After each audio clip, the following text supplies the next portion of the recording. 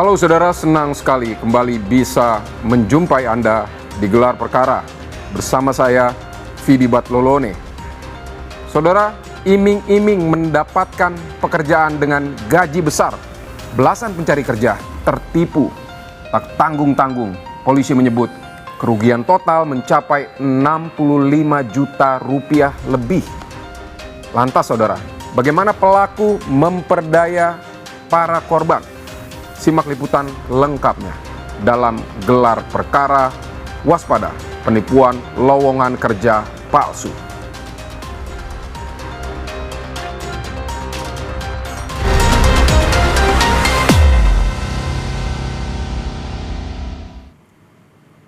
Saudara, modus penipuan lowongan kerja palsu menyebabkan para korban merugi hingga lebih dari 65 juta rupiah. Polisi menyebut jumlah korban diperkirakan akan terus bertambah. Lantas mengapa para korban mudah mempercayai pelaku? Simak penelusuran jurnalis Kompas TV, Argan Anjani.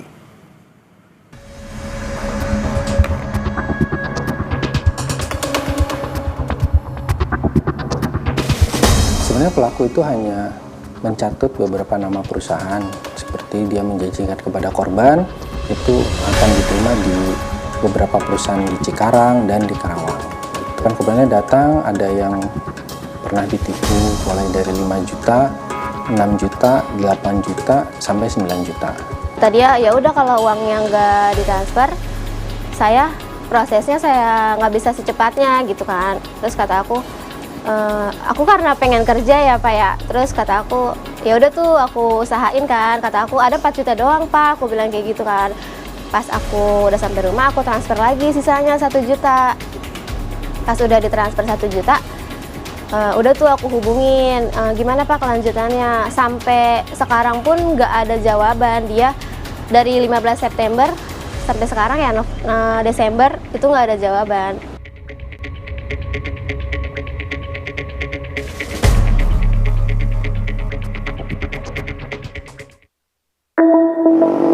Saudara, di tengah susahnya mencari pekerjaan, penipuan berkedok lowongan kerja masih terjadi. Terbaru, di Bekasi, Jawa Barat, sedikitnya 10 orang menjadi korban.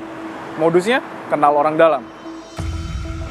Mengapa masih banyak warga jadi korban penipuan lowongan kerja palsu? Ikuti penelusuran kami di Gelar Perkara. Inilah pelaku penipuan yang tega mengelabui para pencari kerja di Bekasi, Jawa Barat dengan modus menawarkan lowongan kerja. Pelaku menjanjikan para korban dapat masuk kerja, syaratnya membayar uang administrasi antara 5 hingga 9 juta rupiah.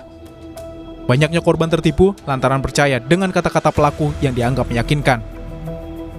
Selanjutnya dari tim unit reskrim Polsek Cikarang Pusat melakukan penyelidikan dan berhasil menangkap pelaku di Karawang, dan setelah dilakukan pengembangan terdapat banyak korban-korban lain yang ditipu bermacam-macam, dan korban akan bertambah terus dengan melihat dari berita dan media sosial bahwa pelaku tersebut telah tertangkap. Mulanya dia iming-iming kerjaan kan, katanya prosesnya cepat. Ya udah tuh aku percaya, terus dibawa ke depan PT-nya kan. Terus ya udah dia minta minta uang administrasinya secepatnya biar prosesnya cepat. Bonafit, PT Bonafit, makanya aku percaya gitu aja.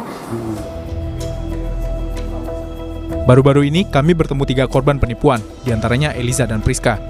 Eliza yang merupakan lulusan SMK Negeri di Jakarta mengakui ia tertipu karena percaya dengan janji pelaku yang menjamin dirinya bisa masuk kerja di sebuah perusahaan elektronik ternama di Cikarang. Perempuan 24 tahun ini juga terperdaya iming-iming gaji setara UMR yang ditawarkan pelaku.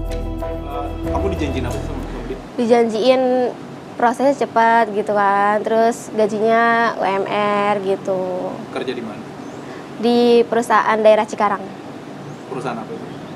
Di perusahaan elektronik daerah Cikarang. Kamu jadi apa nih? Dia bilangnya operator produksi Pak, terus gaji UMR gitu. Terus kamu sebelumnya kenal sama pelaku? Nggak kenal sama sekali.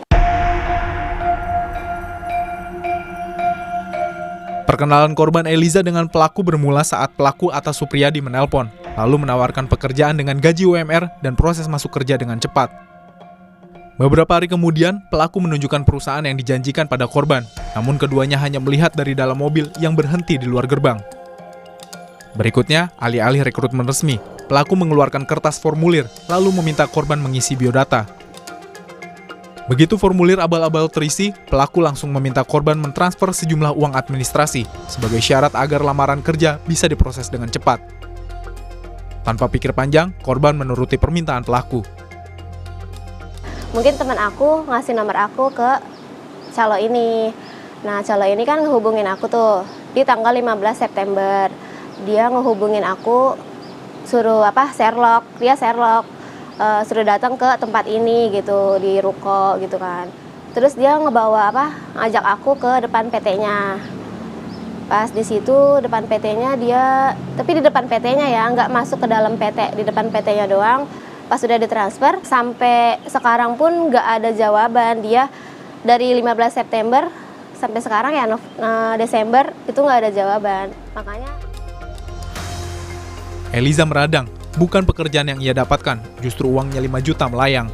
Padahal Eliza berharap bisa segera bekerja dan dapat mengembalikan sebagian uang tersebut ke orang tuanya. Kenapa kamu bisa sepercaya itu? karena posisinya pengen kerja juga ya Pak, jadinya percaya nggak percaya aku coba gitu kan. Kamu transfer ke dia total berapa jadi? Yang pertama 4 juta, yang kedua 1 juta, totalnya 5 juta. Itu pakai uang pribadi? Itu pakai uang pribadi aku sama uang orang tua, tapi aku nggak tahu ya orang tua minjem apa gimana gitu. Sama seperti Eliza, Priska yang ingin segera dapat kerja merasa percaya dengan janji pelaku yang akan menempatkannya di sebuah perusahaan di kawasan industri Bekasi. Namun, setelah mentransfer uang administrasi sejumlah 8 juta rupiah, ia tak pernah mendapat kabar dari pelaku. Aku sebelumnya nggak kenal. Nggak kenal, tapi percaya sama Tapi percaya. Karena? Karena meyakinkan. Pengen kerja juga? Iya, pengen kerja. Pengen cepat dapat kerja, intinya. Kamu dijanjiin apa sih sama dia? Dijanjiin masuk ke PT secara proses cepat gitu. Aku kena tipu 8 juta. Usai wawancara, kami mengajak korban untuk menelusuri kebenaran informasi lowongan kerja di perusahaan yang namanya kerap dicatut pelaku. Oke saudara, kali ini kami sudah bersama dengan Eliza, salah satu korban pelaku penipuan ya Kak ya. Dan kita akan menuju ke perusahaan yang dijanjikan oleh pelaku. Di sana kita akan mengkonfirmasi apakah perusahaan tersebut sedang membuka lowongan pekerjaan. Selamat siang Pak. Siang Pak. Aku dari Kompas TV Pak. Ya? Dari Kompas TV. Jadi mau mencoba untuk menemui salah satu supervisornya, menanyakan apakah benar ini di sini membuka lowongan pekerjaan dalam 1 bulan terakhir ini. Karena korban ini dijanjikan dan si pelaku itu sempat bilang kalau misalnya memang mau dimasukin ke sini. Betul ya. Belum ada lowongan dalam 1 bulan terakhir nggak ada. Jangan 1 bulan, 1 tahun ini belum ada panggilan ini. Oh emang nggak ada? Nggak ada. Oke. Emang di sini ditulis, di pengumuman ini ditulis ya Pak ya? Iya. Proses penerimaan karyawan selalu melalui HRD perusahaan dan tidak pernah mengatasnamakan pihak lain atau menguasakan kepada pihak lain. Artinya memang konfirmasi dari Enggak, iya ngerti maksud aku. Terbukti, Kalau misalkan pelaku telah menipu para korban. karyawan Tak ada lowongan pekerjaan di perusahaan yang kami datangi. Polisi menyebut, pelaku yang merupakan pengangguran meyakinkan para korban dengan mencatut nama sejumlah perusahaan ternama dan mengajak korban melihat perusahaan tersebut meski hanya di luar pagar. Modus tersangka mengajak korban masuk ke mobil, menunjukkan beberapa perusahaan lah, kira-kira nanti di kawasan ini akan bekerja. Sebenarnya pelaku itu hanya mencatut beberapa nama perusahaan, seperti dia menjanjikan kepada korban itu akan diterima di beberapa perusahaan di Cikarang dan di Karawang. Pelaku ini kalau kita lihat ya serabutan aja, tuh pengangguran. Hingga saat ini, 11 korban penipuan lowongan kerja telah lapor polisi. Total kerugian para korban lebih dari 65 juta rupiah. Diperkirakan jumlah korban akan terus bertambah. Korban-korbannya datang, ada yang pernah ditipu mulai dari 5 juta, 6 juta, 8 juta, sampai 9 juta. Bahkan ada yang sudah 2 tahun lalu ditipu dan ketika melihat berita ini di media sosial, baru sadar, mengetahui dan datang ke sini. Sampai saat ini, barusan tadi datang satu lagi, jadi total korban sudah 11 orang, sehingga total kerugian semuanya sudah 67 juta. Itu yang sudah konfirmasi datang. Dari waktu ke waktu, modus penipuan lowongan kerja beragam, tapi cenderung memiliki kesamaan. Di antaranya, mencatut nama sebuah perusahaan, iming-iming gaji menggiurkan, dan ujung-ujungnya meminta uang dengan berbagai alasan. Hal ini diakui tersangka Atta Supriyadi alias Surya. Terbukti, tersangka tidak kenal siapapun di perusahaan yang dicatutnya. Mengaku kenal orang dalam hanya isapan jempol belaka alias mengada-ada. Anak-anak itu apa yang dibenjin? Masuk kerja. Masuk kerja. Masuk kerja terus? Ya lama-lama ya nggak masuk dan. Kenal sebenarnya abang masukin ke perusahaan itu abang kenal orang dalamnya? Enggak. Enggak apa? Nggak kenal. Nggak kenal sama siapa? Nggak kenal sama orang dalam, nggak kenal. Cuma omong ke omong aja lah, mulut ke mulut gitu. Ya artinya bohongin? Iya.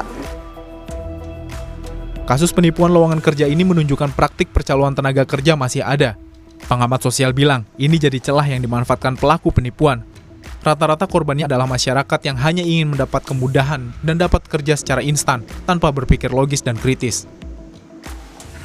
Jadi pencaloan tenaga kerja tanpa modus penipuan itu masih menjadi praktik yang berjalan di Indonesia. Ya, itu yang jadi permasalahan ya. Artinya di beberapa tempat ya ada ruang-ruang gelap dalam proses rekrutmen tenaga kerja, proses seleksi rekrutmen tenaga kerja baik itu di swasta ya, di pemerintahan mungkin juga masih ada. Ya, kalau saya menduga masih ada ya. Walaupun memang harus dibuktikan ya, ini statement saya ini mungkin harus dibuktikan. Dalam kasus ini yang perlu menjadi perhatian bukan hanya penipuannya. Ini sebetulnya masalah budaya ya, yang berbahaya sebetulnya bagi proses rekrutmen tenaga kerja di Indonesia ini ya. Dan PR-nya besar sekali ya. Karena itu satu ruang remang-remang yang pada akhirnya membuat korban akan apa ya, mudah tertipu begitu. Tuntutan memenuhi kebutuhan hidup di tengah persaingan kerja yang tinggi dapat mempengaruhi kondisi psikis seseorang.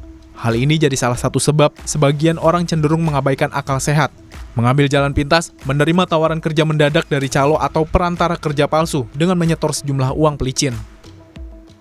Karena memang tadi situasinya secara ekonomi orang lebih sulit mencari kerja. Sementara desakan dari dorongan dari tenaga kerja baru juga semakin tinggi karena dia mungkin ini bentuk dari pengakuan dirinya ya bahwa dia tidak mampu melalui proses normal. Dia mengambil jalan pintas sehingga ini bisa dipahami sebagai bentuk keputusasaan ya, tapi di sisi lain juga bentuk pengakuan bahwa dia pun tidak punya kemampuan untuk bisa memasuki bursa kerja dengan cara normal.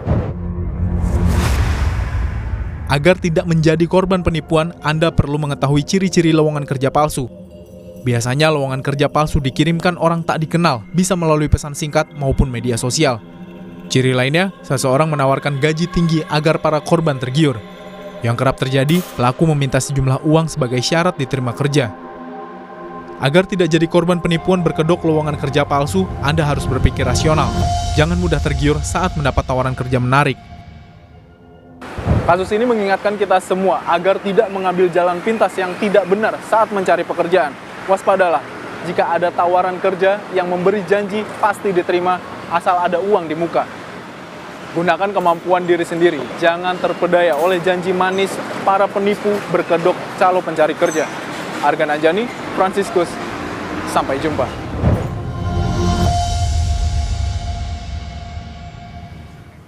Saudara, di segmen berikutnya kami akan menggelar sejumlah perkara yang terjadi di tengah masyarakat.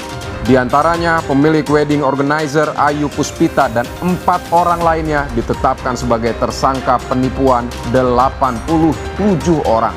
Saksikan usai jeda.